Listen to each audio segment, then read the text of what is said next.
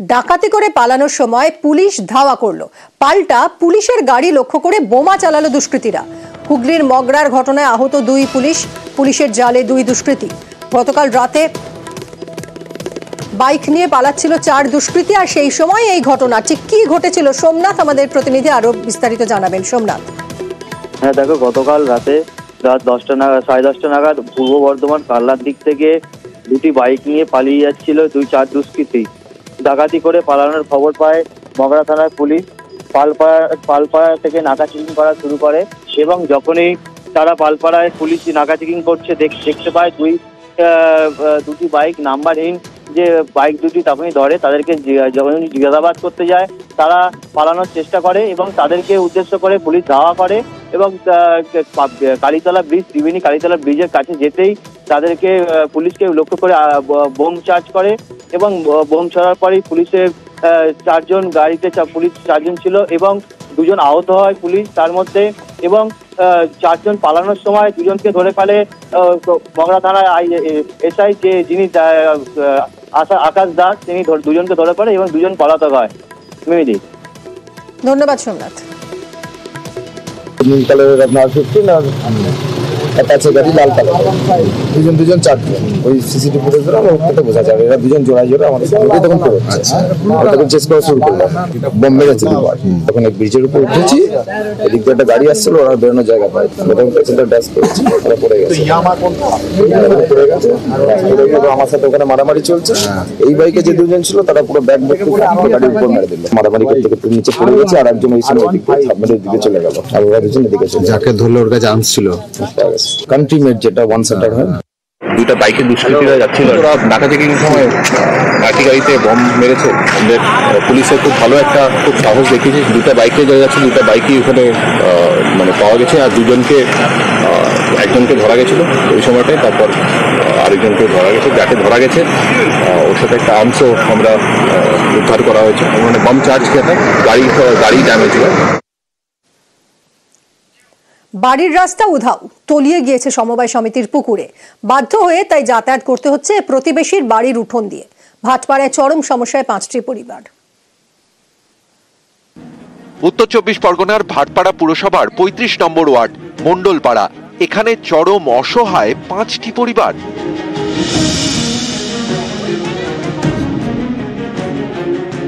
মণ্ডলপাড়ায় রয়েছে সমবায় সমিতির পুকুর। এই পুকুরে একটা সময় মাছ চাষ হতো। 2015 থেকে তা বন্ধ হয়ে যায়। ওই বছর থেকে সমবায় ভোটও হয়নি। অভিযোগ, তারপর থেকে পুকুরের রক্ষণাবেক্ষণ করা হয়নি। এর জেরে পাড়ে ধস নামে, তলিয়ে যায় রাস্তা। এতে চরম সমস্যায় পড়ে 5টি পরিবার, কারণ বাড়ি থেকে বেরোনো বা ঢোকার রাস্তা নেই। অভিযোগ, পুরসভা, থানা সহ বিভিন্ন জায়গায় জানিয়েও লাভ হয়নি। তখন এই 5টি পরিবারের পাশে দাঁড়ান এক প্রতিবেশী, বাড়ির পাঁচিল ভেঙে যাতায়াতের রাস্তা করে দেন। আমি লোকের বাড়ির উপর দিয়ে যাতায়াত করি। কেন? কারণ রাস্তা নেই। 12 ফুট 13 ফুটের যে রাস্তাটা, সেটা একদম পুকুরের ভেতরে চলে গেছে, উল্টে পাশের জমিও চলে গেছে 5-6 ফুট। ডিএম থেকে, এসডিও থেকে আরম্ভ করে মিউনিসিপ্যালিটিতে 8 বার অন্তত দরখাস্ত করেছি। একজন প্রতিবেশীকে একটু হেল্প না করলে তো হয় না ঘটনাগুলো। এবার আমি আমার ব্যক্তিগত পাঁচিল ভেঙে ওনাদের যাতায়াত করতে দিচ্ছি। ওনারা বয়স্ক মানুষ, পাশাপাশি থাকেন। যত কাজবাজ হচ্ছে, ওনারা মাল মেটেরিয়ালস নিয়ে আসছে, সবই আমার বাড়ির উপর দিয়ে নিয়ে আসছে। এবার আমি কতদিন এটা দেবো? এখন রাস্তা পুরো বিলুপ্ত হয়ে গেছে। শুধু তাই নয়, এদের জমি জায়গা সম্পত্তিও ভাঙন ধরেছে। ভাঙতে ভাঙতে একেবারে শেষ, কিচ্ছু হয়নি এবং সোসাইটির জন্য এটা হচ্ছে না। আশা করি আমরা খুব শীঘ্রই ইলেকশনটা আমাদের এখানে হবে। ইলেকশন হয়ে যাওয়ার পরেই সোসাইটির ভোট তৈরি হলে আমাদের পুকুরের যে পার, সেটা বাঁধানো সম্ভব হবে। এবং পৌরসভা থেকে এমএলএ সাহেব কথা দিয়েছেন, আমরাও কথা দিচ্ছি যে ওই রাস্তাটা ওখানে হয়ে যাবে। কবে হবে সমবায় ভোট, তারপর কবে হবে রাস্তা, সেই অপেক্ষায় মণ্ডলপাড়ার 5টি পরিবার। ভাটপাড়া থেকে অরুণ ঘোষ, নিউজ 18 বাংলা। আবাসে ঘর দেওয়ার নামে কাটমানি, চাঞ্চল্যকর অভিযোগ তৃণমূল পঞ্চায়েত সদস্যের বিরুদ্ধে। আবাস তালিকায় নাম না থাকায় টাকা ফেরত চাইতেই বিপত্তি। পঞ্চায়েত সদস্য এবং তার পরিবারের সদস্যরা বৃদ্ধকে বেধড়ক মারধর করে বলে অভিযোগ। মালদার হরিশ্চন্দ্রপুরে শোরগোল পড়ে যায় এই ঘটনায়। কাটমানি নেওয়া থেকে মারধর সবই ভিত্তিহীন বলে দাবি করছেন তৃণমূল পঞ্চায়েত সদস্য।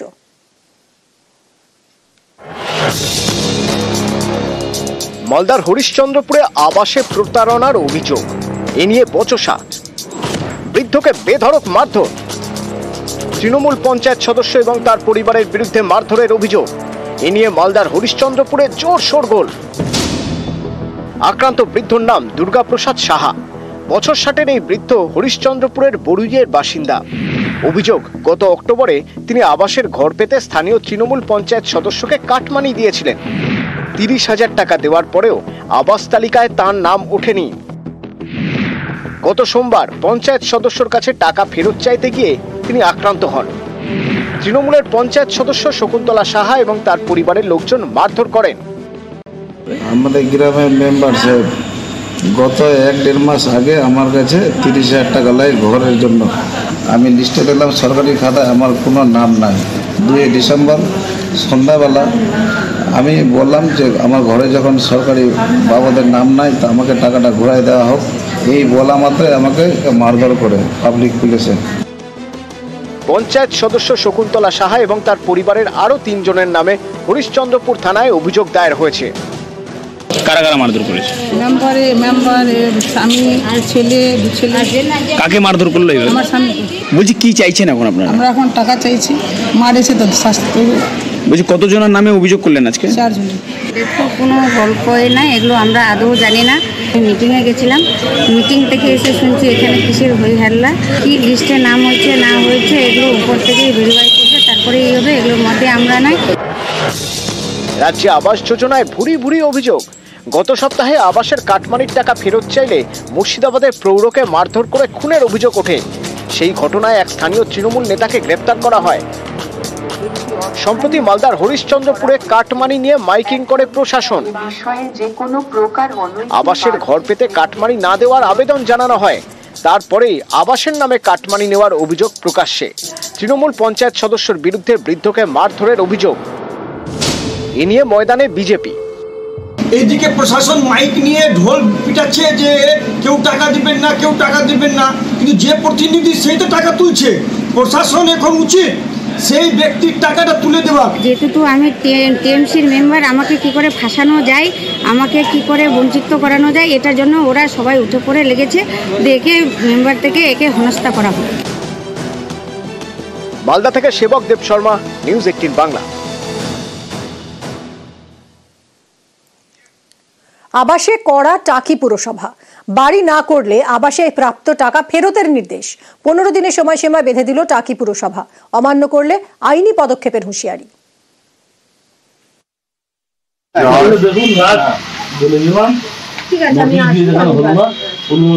যোগাযোগ করবেন, না হলে কিন্তু বাধ্য আপনাদের নামে। আপনি ঘরের টাকা পেয়েছিলেন? হ্যাঁ, 80,000 টাকা। 80,000 টাকা। আপনি ঘর করেন না? কেন? ঘর করা হয়নি, তার জন্য আমরা করতে বলবেন, টাকাটা রিটার্ন করতে হবে। আমরা অ্যাকাউন্ট নাম্বার দিয়ে দেবো, সেই অ্যাকাউন্টে আপনি রিটার্ন করবেন। যোগ্য হয়েও ওঠেনি আবাসের তালিকায় নাম। রাজ্যের নানা জায়গায় অভিযোগ। 2022 থেকে আপনাকে নোটিশ দেওয়া দিচ্ছে, শুনুন। এরই মধ্যে টাকি পুরো এলাকায় অন্য ছবি। অভিযোগ, অনেকেই আবাসের টাকা পেয়েও বাড়ি করেননি, আবার কেউ কেউ অর্ধেক করে ফেলে রেখেছেন। এসব নিয়ে এবার কড়া টাকি পুরসভা। 16টি ওয়ার্ড ঘুরে ঘুরে পুরো বার্তা পৌঁছে দিলেন টাকি পুরসভার ভাইস চেয়ারম্যান ফারুক গাজী সহ অন্য কাউন্সিলররা। পয়সা দিয়েছিলাম, পয়সা দিয়েছি মন্ত্রী করার জন্য।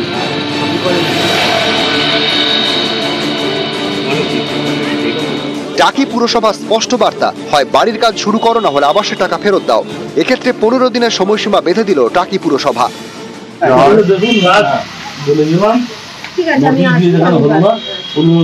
যোগাযোগ করবেন, না হলে কিন্তু বাধ্য আপনাদের নামে। ঘর করেননি? পৌরসভা থেকে কি বলছে এখন? বললো যদি ঘর করতে হলে ভালো, 15 দিনের মধ্যে, না হলে তোমার নয় কেস হবে। তা আপনি কি করবেন? না, টাকা রিটার্ন। 14-15 সাল থেকে ঘরগুলো আসছে। এই ঘরগুলো যারা টাকা পেয়ে ঘর করিনি, যে জন্য আমরা গেলাম যে আপনারা সরকারি টাকা পেয়েছেন আবাসের জন্য, আপনার ঘরগুলো কেন করেননি? আপনারা যে যা টাকা পেয়েছেন সেই ঘরগুলো করুন। আর যদি আপনারা ঘর না করেন টাকাগুলো রিটার্ন করুন। টাকা পেয়ে ঘর করেনি এই ধরনের আপনার 25-30 জন হবে। আর অনেকেই আছে তারা টোটালি তাদের ঘর পাওয়ার যোগ্য না, কিন্তু তাদের লিস্টে নাম এসে গেছে।